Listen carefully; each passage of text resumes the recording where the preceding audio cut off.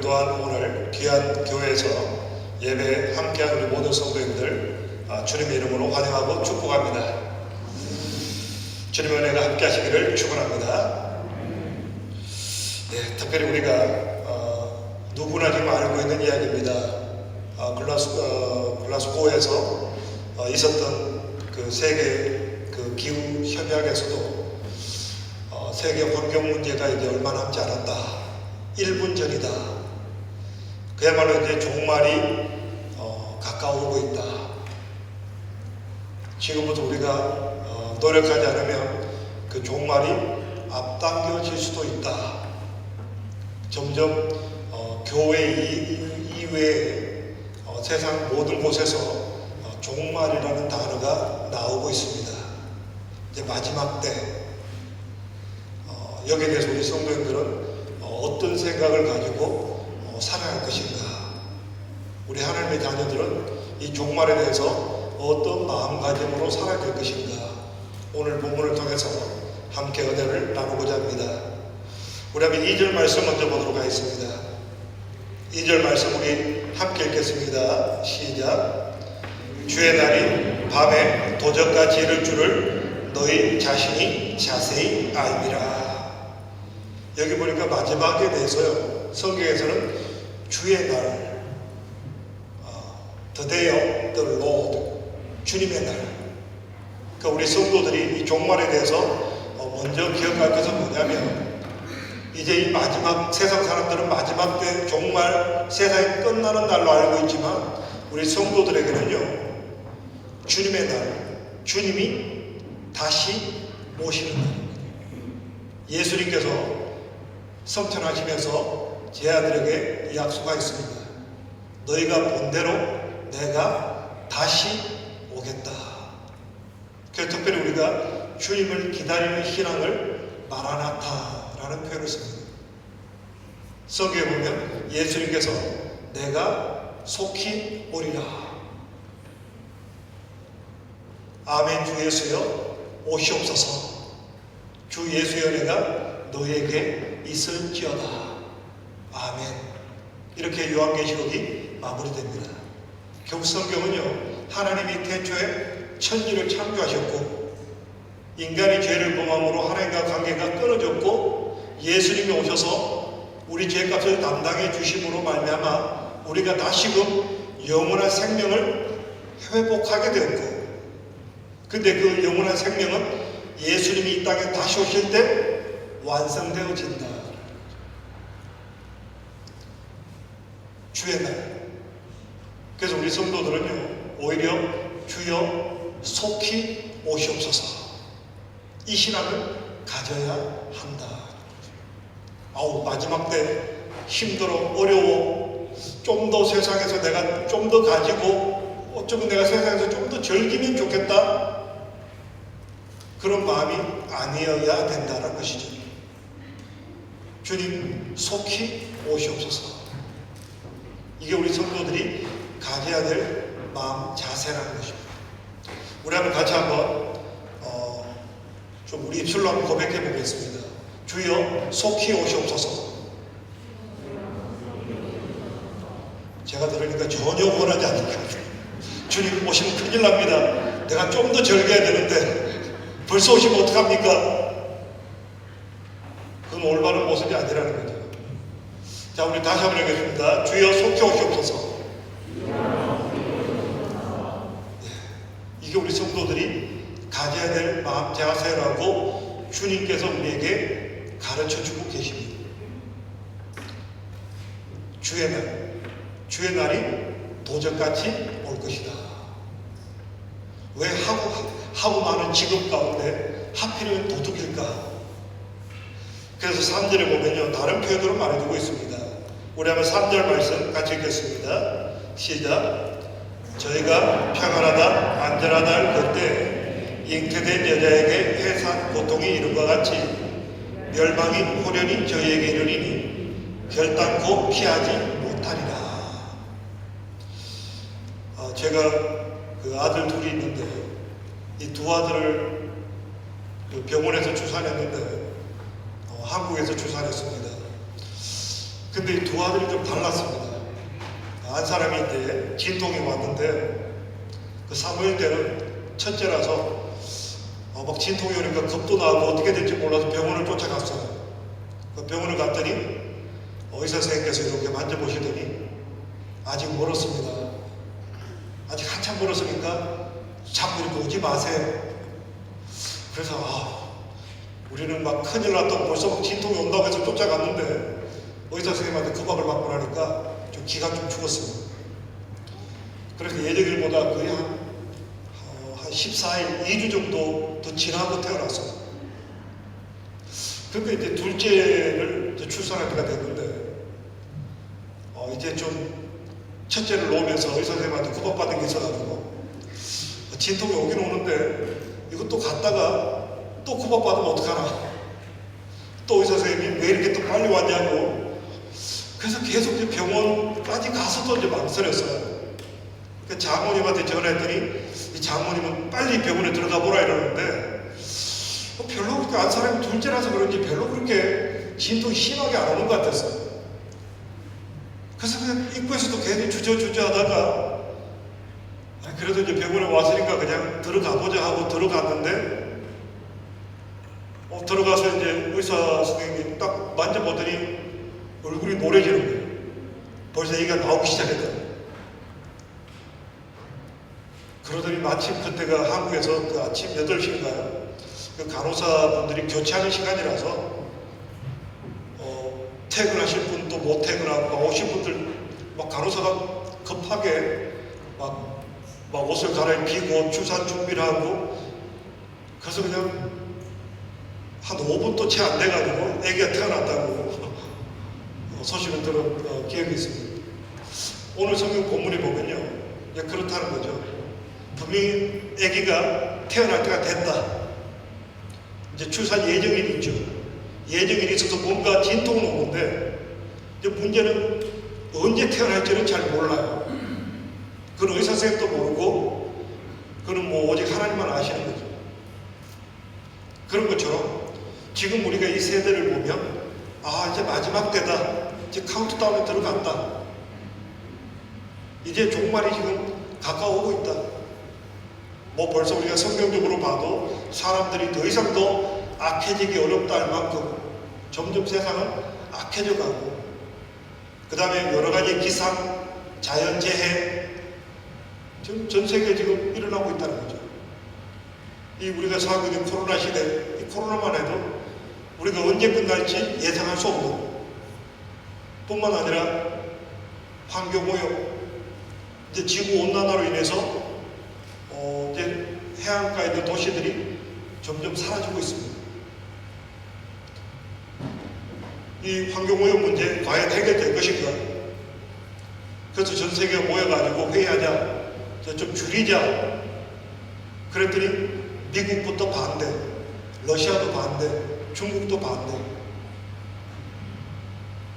그 유럽 너네들 환경오염 그렇게 많이 만들어 놓고 이제 너네들 이제 환경오염 시대가 끝났다고 우리 보고 하지 마라 하는 것은 잘못된 거야. 점점 이제 이 환경오염에 대해서 하긴 해야 되는데 사람들의 의견이 일치되지 않고 있습니다. 그러니까 어쩌면 지구가 이 환경오염으로 인해서 과연 얼만큼 갈 수 있을까? 뭔가 또 과학기술이 발전해서 막 또 이 환경 폐기물들을 완전히 해소할 수 있는 새로운 방법이 일어나기 전에는 이 환경오염 문제만 해도 우리 인간이 해결할 수 없는 문제. 그 이런 시대를 살아갈 때 참 우리는 지구 종말이 오늘 온다고 해도 특별한 일은 아니다라는. 근데 우리가 그날은 모른다. 그럼 우리는 생각하죠. 왜? 세상 사람들은 두 갈래로 나타납니다. 한 갈래는요, 이렇게 지구 종말이 지금 오고 있다. 걱정하고 염려하는, 좀 준비하는 부류가 있는 반면에 또 한편에서는 원래 인간 역사가 원래 이랬어. 뭐 지구가 옛날부터도 망한다 그랬지만 설마 망하겠어? 그렇게 대수롭지 않게 생각하려고 그렇게 또 생각하고 살아가는 분들이 있다라는 거죠. 근데 성경은요, 분명히 우리에게 말씀하고 있습니다. 반드시 주의 날이 이 땅에 일어난다. 인류 역사의 시작이 있었던 것처럼 마지막이 있다. 그 날이 도둑이 들어오는 것처럼 갑자기 일어날 것이고, 여자가 진통을 하지만 갑자기 아기를 낳는 것처럼 그렇게 마지막 종말이 일어날 거다. 그렇게 주님께서 이 땅에 오실 것이다. 자, 그렇다면 우리는 이 마지막 때 어떻게 살아야 될 것인가? 이제 우리가 이 시대를 분별하고, 이제 이 시대가 이제 마지막을 향해서 가고 있고, 내일이라도 바로 지구의 종말이 올 수 있다. 주님이 다시 이 땅에 오실 것이다. 그럼 우리는 어떻게 살아야 될 것인가? 우리 한번 8절 말씀 같이 보도록 하겠습니다. 8절 말씀 우리 한 목소리 같이 읽겠습니다. 시작. 우리는 낮에 속하였으니 근신하여 믿음과 사랑의 흉배를 붙이고 구원의 소망의 투구를 쓰자. 자, 일단 근신하자. 깨어있자. 우리가 마지막 때가 되었다고 해서 자포자기하고 세상 사람들이 살아가는 것처럼 그렇게 마음대로 타락해서 살아서는 안 된다. 사람의 심리가 그렇습니다. 소위 말해서 군중 심리라고 그러죠. 이 마지막 때가 되면 이제 사람들이 쉽게 말해서 생각의 끈을 놓아버립니다. 쉽게 해서 막 사는 거예요. 아예 모르겠다. 이제 뭐 종말인데, 끝인데, 나 막 살 거야. 그냥 포기하고 자포자기하고 될 대로 되라. 그렇게 살아서는 안 된다는 거죠. 근신하고 살아야 된다. 근신하고 살아야 되는데, 특별히 세 가지 마음을 품고 살아야 된다. 첫째로 보니까 믿음을 가져야 된다. 믿음이 필요하다. 진리에 대한, 하나님의 약속에 대한 믿음이 필요하다. 하나님께서 우리에게 주신 약속이 뭘까요? 우리 한번 본 말씀 같이 보겠습니다. 우리 9절입니다. 9절 같이 읽습니다. 시작.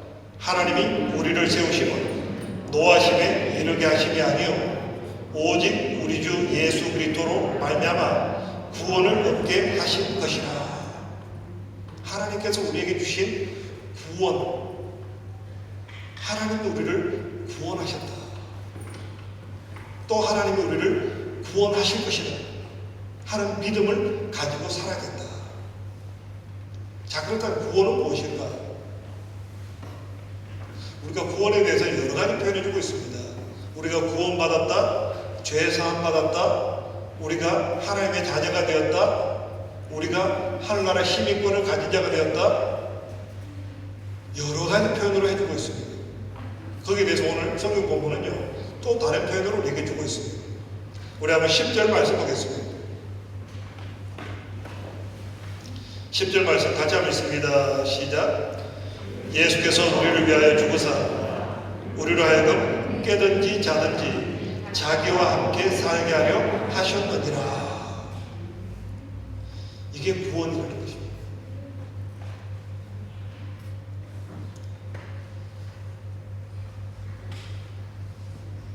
세상에서 우리가 사랑에 대해서 표현할 때 가장 큰 사랑을 부모님의 사랑이라고 표현합니다. 부모님의 사랑. 높고 높은 하늘보다, 넓고 넓은 바다보다 더 높고 더 넓은 것이 부모님의 사랑이다. 근데 그 사랑이 뭘까?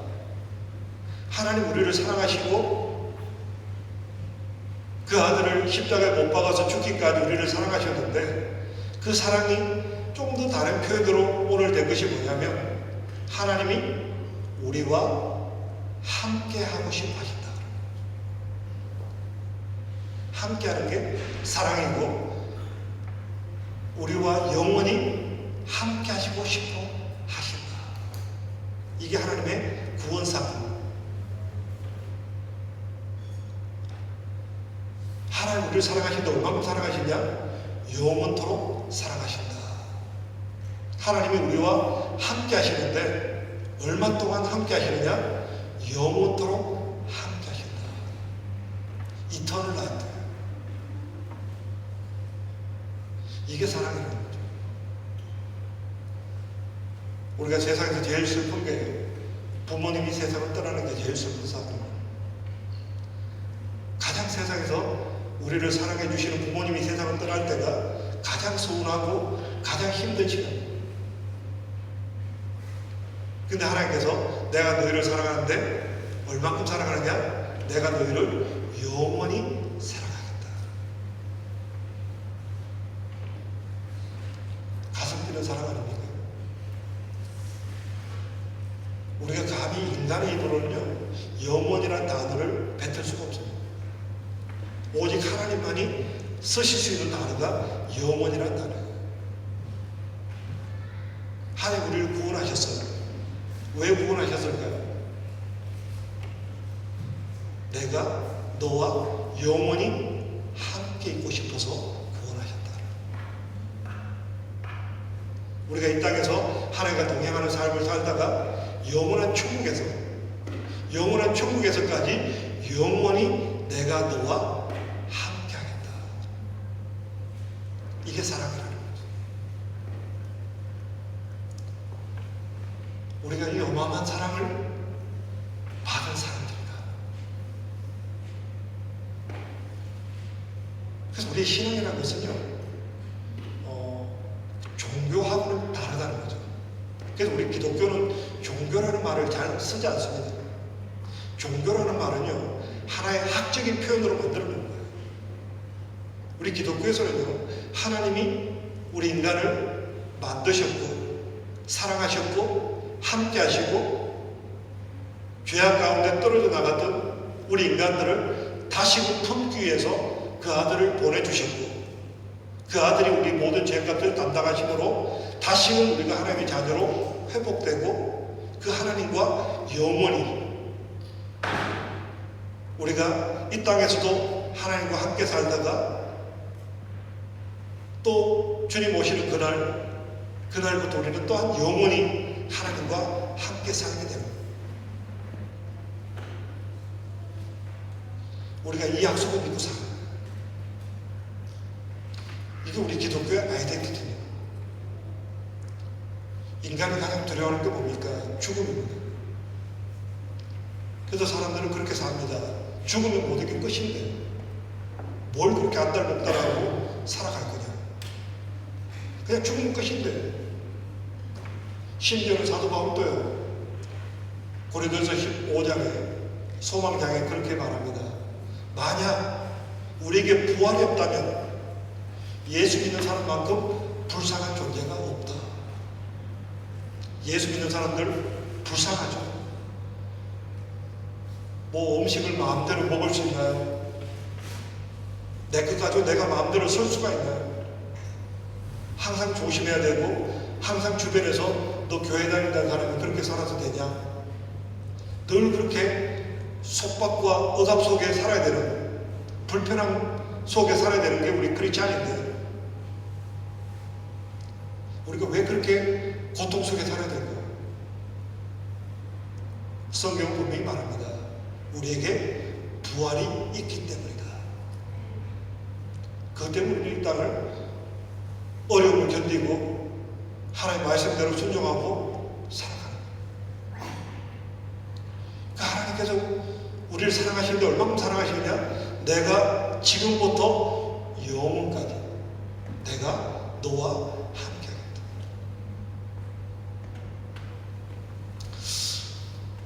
참 세월이 참 빨리 지난 것 같습니다. 1995년도에 제가 영국을 왔는데 그때 영국에 오신 분들과 대화를 나눠보면요 그 집사님들이 그랬어요. 저는 영국 온 지 한 10년 됐습니다. 한 20년 됐는데 잠깐이 갔습니다. 뭐 금방 10년 지나고 20년 지났습니다. 그 말이 참 와닿지 않았어요.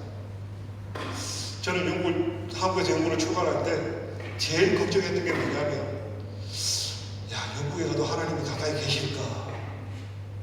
한국에서는 기도하면 굉장히 하나님이 가까이 계신 것처럼 늘 그런 마음을 가지고 살았는데, 내가 영국 가면 하나님께서 좀 멀리 계신 게 아닐까?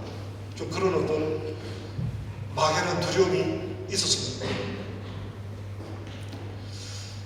우리가 뭔가 헤어진다는 것이요, 뭔가 다른 곳으로 떠난다는 것이 굉장히 우리에게 두려움을 줍니다. 그 대표적인 것이 죽음이라는 거죠. 우리가 죽음을 생각하면 굉장히 두렵죠. 나는 죽음 별거 아니라고 생각합니다. 아직까지 죽을 고민을 안 넘겨봐서 그래요. 죽음에 대해서 진지하게 생각해 보면요, 이 죽음이라는 것이 굉장히 때때로 무겁고 두렵기도 하고. 근데 우리 성도들이 죽음에 대해서 두렵지 않는 이유가 뭐냐면, 지금 또 나와 함께 하신 하나님께서 나와 영원히 함께 할 것입니다. 지금 내가 깨어있을 때든지, 또한 내가 다시 죽음 후에 깨어났을 때, 그때도 하나님이 나와 함께 하신다. 이게 구원사건입니다. 하나님은 우리가 깨든지 자든지 내가 너희와 함께 하겠다. 이게 하나님께서 원하시는 거예요. 어쩌면 우리가 그렇죠. 조금 전에 이제 그 애니메이션에 그 지옥불이 나오면 여기에 대해서 좀 반론을 느끼는 분이 있어요. 하나님이 사랑이 없으시다. 어떻게 지옥불에다 넣을 수 있느냐. 예수 안 믿는다고 꼭 지옥 가느냐. 그렇게 고민했던 성경학자들이 굉장히 많았습니다. 근데 성경은요, 팩트를 말하는 거예요. 하나님, 내가 너희를 사랑해. 나는 너희와 영원히 함께 있고 싶어.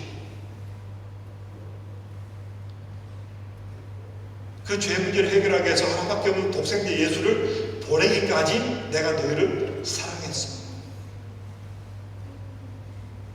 나는 너와 영원히 함께 있고 싶어.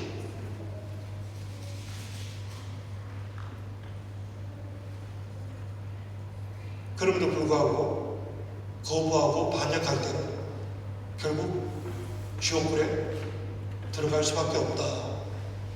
그렇게 성경은 우리에게 말씀합니다. 우리가 그렇죠. 아무리 부모가 자식을 사랑하고 껴안고 가려고 해도 그렇게 거역하고 반역하면 부모로서도 어쩔 수 없는 일이 참 많다는 거예요. 왜요? 하나님께서 우리 인간에게 자유의지를 주셨기 때문에. 하나님의 형상을 만드시고 우리가 선택할 수 있는 권리를 주셨습니다. 그 권리 때문에 우리 인간의 가치가 높은 거예요. 짐승들은 그렇지 않습니다. 세상 모든 짐승들은 본능으로 살아가요. 근데 인간만은 하나님의 형상을 닮은 인간에게만은 선택할 수 있는 권리를 주셨고, 그렇기 때문에 우리 인간의 가치가 높은 반면에, 그 권리가 있는 반면에 그 하나님의 말씀을 거역할 때는 책임도 본인이 져야 됩니다. 이게 인간의 값어치입니다. 어쩌면 이것이 민주주의죠. 민주주의는 뭡니까? 내가 하고 싶은 대로 하는 게 민주주의가 아니라 내가 하는 일에 책임을 지는 게 그게 올바른 민주주의라는 거예요. 오늘 하나님께서 우리에게 원하시는 것은요, 너희가 깨든지 자든지 내가 너와 함께 있고 싶어. 이게 성경이에요. 내가 너희와 영원히 함께 있고 싶어. 어쩌면 세상 모든 부모님들이 가지고 있는 마음 아니겠습니까? 세상 모든 부모님들이 바람이 내 자녀와 영원히 함께 있고 싶고 마지막 순간까지 함께 있고 싶은 것이 이게 부모 마음이죠. 이게 하나님 마음이라는 거예요. 하나님께서 우리 죄 문제를 그 아들의 핏값으로 해결하시고 내가 너희와 영원히 함께 있고 싶어. 이게 구원사다. 그래서 우리는 여기에 대해서 반응하는 삶을 살아야 된다. 그래서 우리가 이 마지막 때를 살아갈 때 그 하나님의 사랑에 대해서, 그 하나님의 약속의 말씀을 믿는 믿음으로 우리가 이 마지막 때를 인내하고 견디며 살아가야 된다.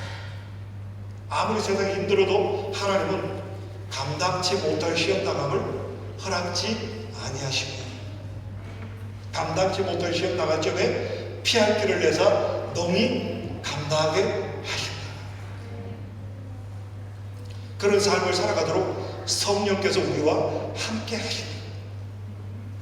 그래서 우리가 기뻐할 수밖에 없는 이유는, 이 세상이 힘들고 어렵다 할지라도 우리가 기쁘게 살아갈 수 있는 이유는 성령께서 우리와 함께 하십니다.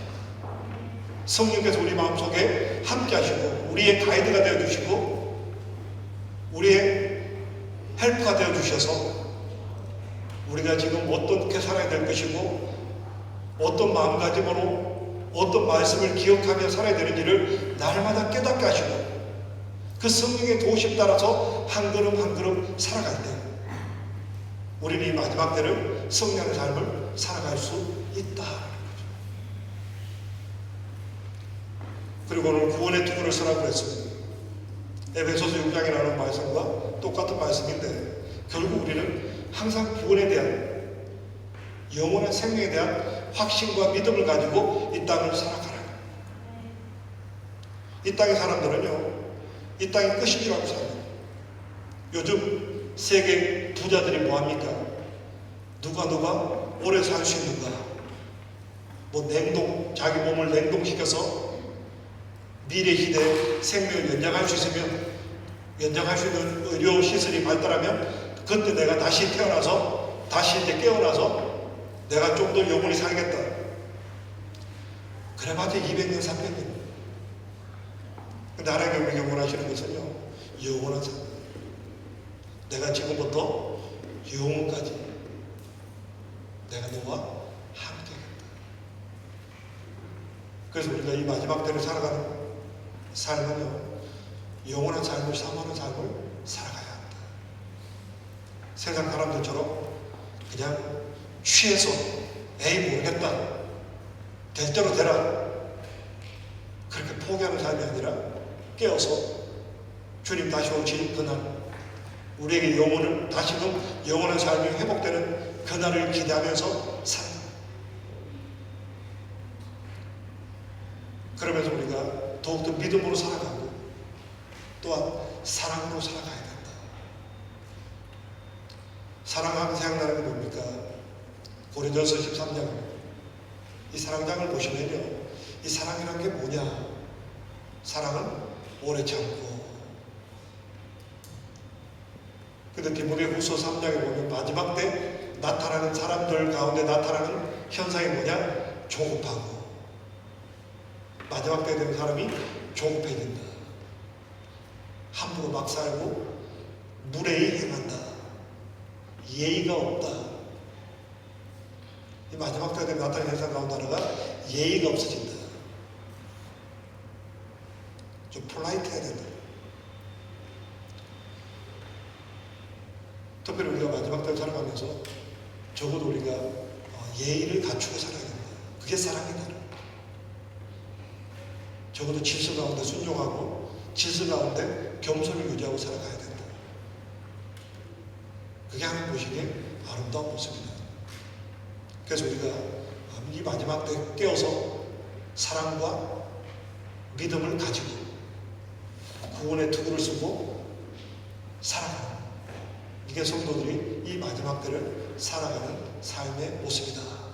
그렇게 오늘 성경은 우리에게 말하고 있습니다. 저는 우리 성도님들에게 좀 가장 중요한 한 가지만 기억하면 좋겠다는 생각이 있습니다. 구원이라는 것이 무엇인가? 이 구원 사건은요, 하나님께서 지금부터 영원까지 내가 너와 함께하고 싶어. 그게 바로 구원 사건입니다. 이 하나님의 구원 사건 앞에 더욱더 감사함으로 또 우리가 주님과 교통하며 살아갈 수 있는 저와 우리 모두가 되기를 축원합니다. 우리 함께 기도드리겠습니다. 할렐루야. 감사하신 아버지 하나님, 참으로 죄악 가운데 죽을 수밖에 없었고 또 하나님의 사랑과 하나님의 은혜를 알지 못하고 살아가던 우리들, 참으로 예수의 피값으로 우리를 구원해 주시고 하나님과 겸손히 동행하는 삶을 살게 하시며 영원히 주님과 동행하는 삶을 살아갈 수 있도록 인도하시니 감사드립니다. 우리가 마지막 때를 살아갑니다. 참으로 흉흉한 악한 소식과 소문들이 번져가는 시대를 살아갑니다. 아버지 하나님, 우리가 이 마지막 때를 믿음으로 살게 하시고 사랑으로 살게 하시고 참으로 우리에게 허락하신 그 영원한 삶, 그 영원한 삶에 대한 확신을 가지고 살아갈 수 있도록 은혜 베풀어 주시옵소서. 귀한 말씀 감사드리며 예수님 이름으로 기도합니다.